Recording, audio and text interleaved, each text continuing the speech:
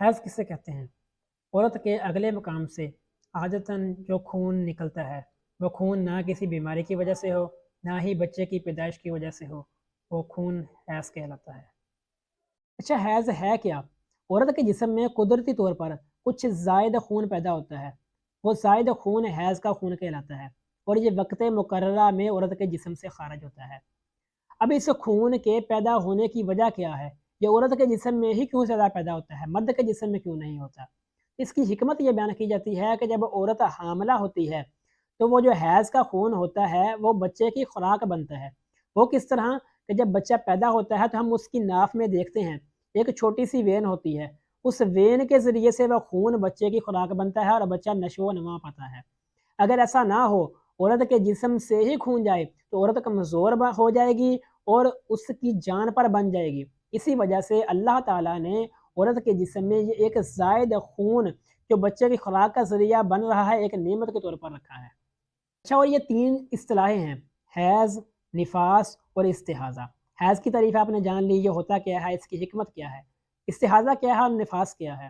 نفاس ہے جو بچے کی پیدائش کے بعد خون آتا ہے 40 دن تک، یہ خون نفاس کا خون کہلاتا ہے۔ اور استحاضہ کہتے ہیں بیماری کے خون کو۔ اب ہمیں کس طرح پتہ چلے گا کہ یہ بیماری کا خون ہے یا پھر یہ حیض کا خون ہے؟ اس کا قاعدہ کلیہ یہ ہے کہ 3 دن سے زیادہ اور 10 دن سے کم جس عورت کو خون آئے یہ حیض کا خون ہے۔ اگر 3 دن سے کم ہوگا تو یہ بیماری کا خون کہلائے گا، اگر 10 دن سے زیادہ ہوگا تب بھی یہ بیماری کا خون کہلائے گا۔ اور اس دنوں میں یعنی کہ 3 دن سے کم اور 10 دن سے زیادہ آنے والے خون میں مرد اپنی عورت کے ساتھ ہم بستری بھی کر سکتا ہے، اس کے ساتھ جماع بھی کر سکتا ہے۔ لیکن حیض اور نفاس ان دونوں حالتوں میں مرد عورت کے قریب نہیں جائے گا، اس کو شریعت نے عورت کے قریب جانے سے منع کیا ہے۔ اب عورت کے لیے حیض اور نفاس اور استحاضہ، اس میں نماز روزے کا کیا حکم ہے؟ حیض اور نفاس ان دونوں میں تو عورت کو نمازیں معاف ہیں، لیکن استحاضہ میں عورت کو نماز معاف نہیں ہے، وہ ہر صورت میں نماز پڑھے گی۔ اور روزوں کا کیا حکم ہے حیض و نفاس کی حالت میں؟ اگر عورت نے روزہ رکھا ہوا ہے، حیض آ گیا، اگرچہ وہ افطاری سے 1 منٹ پہلے آ گیا تو اس عورت کا روزہ ٹوٹ جائے گا، وہ روزہ دوبارہ رکھے گی۔ اور اگر ان دنوں میں عورت پر روزے فرض ہو جائیں یعنی کہ رمضان آ جائے تو ان دنوں میں وہ عورت روزہ نہیں رکھے گی بلکہ بعد کے دنوں میں ان روزوں کی قضا کرے گی۔ نمازوں کی قضا نہیں ہے۔ نمازوں کی قضا کیوں نہیں ہے؟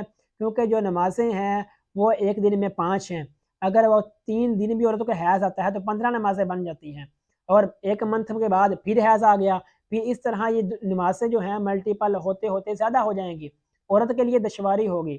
اس لیے شریعت نے اس کو اس کی رعایت دی ہے کہ وہ نمازوں کو نہیں پڑھے گی، نمازیں اس کو معاف ہیں ان دنوں میں، لیکن روزہ کی قضا کرے گی۔ کیوں؟ کیونکہ وہ سال میں 1 مرتبہ آتے ہیں، اس لیے وہ روزوں کی قضا کرے گی، نماز کی قضا نہیں کرے گی۔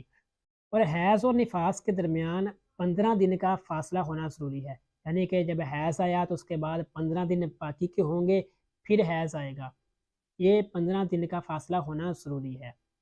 اور اگر حاملہ عورت ہے اس کو خون آ گیا تو اس کا کیا حکم ہے؟ تو وہ بیماری کا خون کہلائے گا، حیض کا یا نفاس کا خون نہیں کہلائے گا۔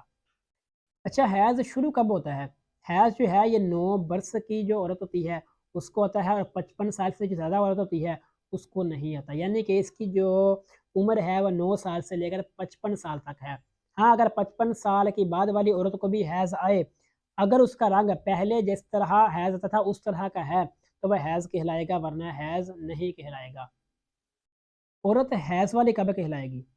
یہ بات یاد رکھیں، عورت کے 2 مقام ہیں، ایک فرج خارج ہے اور دوسرا فرج داخل ہے۔